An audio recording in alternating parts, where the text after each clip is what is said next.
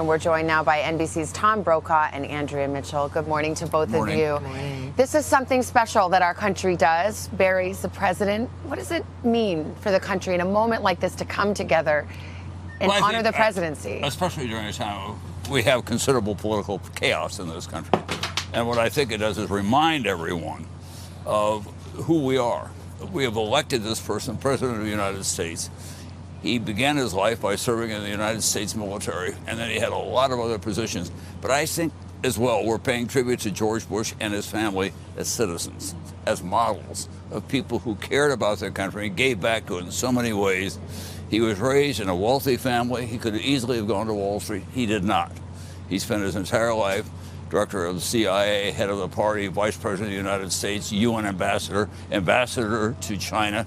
It's an unparalleled record, and it is reassuring and I think renewing to pay tribute to someone like that. And we all know that President Bush did not care for the legacy discussion. He certainly didn't want to have it for himself. But when you look at it, Andrea, what do you think? How do you think we'll measure this presidency?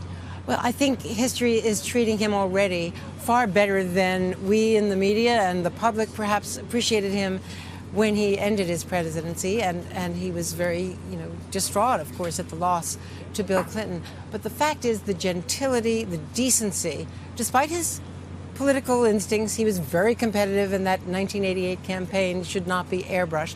But the fact is that there was a fundamental kindness and gentility about the man, and the sense of public service. When we talk about the points of light and that metaphor for his volunteerism, that really defined his life. And twice taking assignments that he thought would take him away from the political ambition that he had. Once in China, once at the CIA, and actually 3 times, another time at the Republican Committee right after Watergate. I heard yesterday from the former editor of Newsweek, Ev Thomas, who had that famous cover, The Wimp Factor. Yes. And he said, we showed him in a variety of ways inside doing a lot of stuff. He was out on the golf course, he was driving his motorboat. And then he said, boy, were we wrong. Ev Thomas did.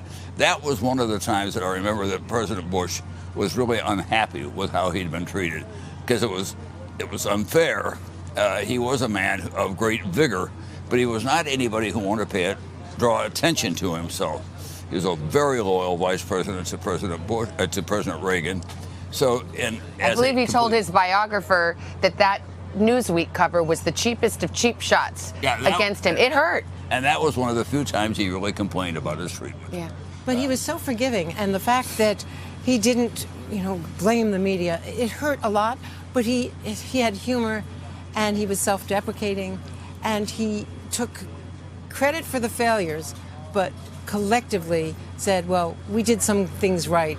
I made some mistakes. So he always shared the credit and took for himself the blame. Well, Tom and Andrea, I can't imagine 2 better people to be sitting alongside as we watch this historic moment today. Thank you so much for being here.